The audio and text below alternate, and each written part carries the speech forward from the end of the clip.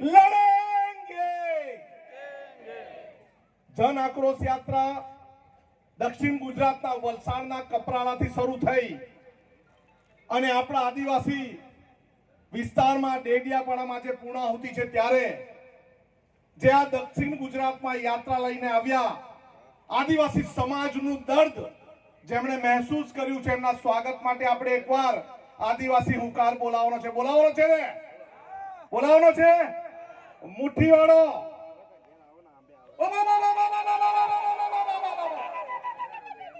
મજા નહીં આવી બીજી વાર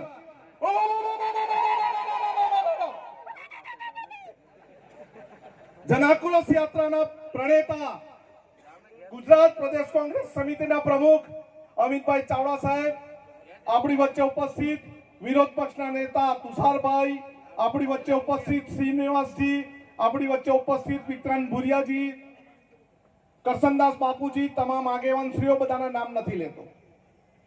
આદિવાસી સમાજ એટલે આદિકાળથી આ વિસ્તારમાં જીવતો અને આદિવાસી સમાજ આખી દુનિયાને ખવડાવતો એ આદિવાસી સમાજ છે।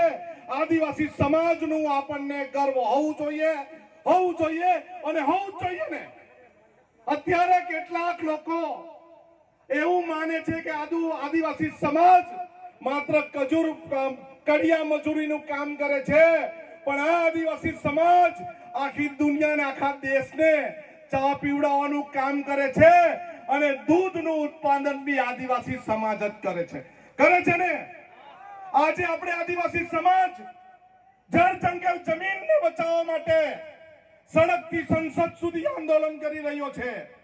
આદિવાસી સમાજની જમીન લૂંટાઈ રહી છે, પાણી લૂંટાઈ રહ્યું છે, આદિવાસી સમાજનું જંગલ લૂંટાઈ રહ્યું છે અને હવે આ ભાજપના ચોર લુચ્ચા લોકો આદિવાસી સમાજના પ્રમાણપત્રો પણ લૂંટી રહ્યા છે, લૂંટે છે ને। આજે આપણે આદિવાસી સમાજનો દાખલો લેવા જવો હોય તો ચપ્પલના તળિયા ઘસી દેવા પડે અને આપણે સાબિત કરવું પડે પેલા એવા મામલતદારને કે એને એના બાપ દાદાનું નામ બી ખબર નહીં હોય, એને આપણે આદિવાસી સમાજનો પુરાવો આપવો પડે। પરંતુ આ ભાજપિયાને કહેવા માંગુ છું કે ભાઈ તમારામાં તાકાત હોય તો તમે તમારી ભાજપની જાતિ બતાવો તો ખબર પડે આદિવાસી સમાજ શું છે। અંગ્રેજોના તળવા ચાટીને આરએસએસ માં ઉભા થયેલા એને પોતાની જાતિ ખબર નથી। કરસનદાસ બાપુએ કીધું આ આદિવાસી સમાજ સૌનો બાપ છે। આ આદિવાસી સમાજના પરસેવો અને લોહીથી કણી કંસેરીથી જમીનમાં એક દાણો ડાંગર નાખે છે ને હજારો દાણા ડાંગર પકવે છે, જમીનમાં એક દાણો તુવેર નાખે છે ને હજારો દાણા તુવેરના પકવે છે અને દિવસ રાત તડકો છાયડો ચોમાસું જોયું નથી અને લોકોની સેવા કરે છે, લોકોને માટે કામ કરે છે, સમાજના માટે કામ કરે છે। અને સમાજ પણ કેવો આદિવાસી સમાજ એકમાત્ર દુનિયામાં એવો સમાજ છે જેની પોતાની બોલી છે।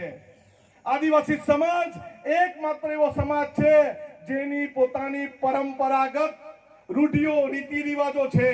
જન્મનું એની રિવાજ અલગ છે, મૃત્યુના રિવાજ અલગ છે, એની પરંપરા અલગ છે, એનો પહેરવેશ અલગ છે, એની રીત ભાત અલગ છે અને એ જ આદિવાસી સમાજ આજે દુનિયાને બચાવવા માટે આખી દુનિયાએ એમ કીધું કે આદિવાસી સમાજને બચાવશો તો જ આપણે બચીશું અને એના કારણે આપણે 9મી ઓગસ્ટ ઉજવીએ છીએ।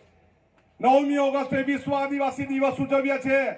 કોઈ બીજી જાતિનો છે આવો કોઈ આદિવાસી દિવસ કે કોઈ બીજી જાતિનો દિવસ તો નથી। આજે ભાજપને ખબર પડી કે આદિવાસી સમાજ એક થવા લાગ્યા, આજે ભાજપને ખબર પડી કે આદિવાસી સમાજને કબજે કરવા પડે, આજે ભાજપને બી ખબર પડી એટલા માટે જ વિશ્વ આદિવાસી દિવસ ઉજવે છે। આજે બિરસા મુંડાજીની જન્મ જયંતિ કઈ રીતે ઉજવે છે, જનજાતીય ગૌરવ દિવસ ઉજવે છે, એમને આપણને આદિવાસી કહેવાની બી શરમ આવે છે। અમે વિધાનસભામાં પ્રશ્ન પૂછ્યો કે વનવાસી વનબંધુ અમને કેમ કહે છે, અમને આદિવાસી કેમ નથી કહેતા? એનો જવાબ આ ચોર લુચ્ચા લોકો પાસે નથી. એનો હિસાબ લેવાનો સમય છે. એનો હિસાબ લેવાનો તાલુકા પંચાયતમાં લેવાનો, જિલ્લા પંચાયતના ઇલેક્શનમાં લેવાનો. એ નારંગી ગેંગ વાળા આવે ને એનું જ્યુસ કાઢી નાખવાનું. જ્યુસ સમજ પડી ને? પાડલિયામાં જે જ્યુસ કાઢ્યું ખબર છે ને? સરકારી લોકો, પોલીસ વાળા અને જંગલ ખાતા વાળાનું પાડલિયામાં જ્યુસ કાઢ્યું. એવું જ્યુસ આપણા વિસ્તારમાં ભાજપ વાળા નારંગી ગેંગ વાળા આવે ત્યારે કાઢવાની જરૂરિયાત છે. પાડલિયા વાળી કરવાથી આપણે ડરવાનું નથી. જો કોઈ અમને આદિવાસી સમાજને એવો સમજશે કે આ તીર કાંઠા ભાલા ગિલોલ એનો કે ઘરમાં પૂંજામાં મૂકી છે, ના ભાઈ ના, અમને ચલાવતા બી આવડે છે, તીર કાંઠા ચલાવતા બી આવડે છે, માથું ફોડતા બી આવડે છે અને જેલ ભરતા પણ આવડે છે. અમે કોઈના બાપથી ડરતા નથી. અને આપણા નેતા રાહુલજી કહે છે ડરો મત, લડો, ઝૂકો મત, લડો. આપણે લડવાનું છે, જીતવાનું છે, આપણા સમાજને બચાવવાનું છે, સમાજની અસ્મિતાને બચાવવાનું છે અને કોંગ્રેસની સાથે રહીને કોંગ્રેસના પંજાને મજબૂત બનાવવાનું છે. બનાવશો ને? આમ નહીં ચાલે. બે હાથ ઊંચા કરીને કહું, બનાવશો ને? બનાવશો ને? કોંગ્રેસની સાથે રહેશો ને? આપણે સૌએ કોંગ્રેસની સાથે રહીને કોંગ્રેસના પંજાને મજબૂત બનાવવાનું છે. આપણા સૌ નેતાઓને મજબૂત બનાવવાના છે. તાલુકા પંચાયત, જિલ્લા પંચાયત બેસાડવાની છે અને 2027માં વિધાનસભા આપણે કબજે કરવાની છે.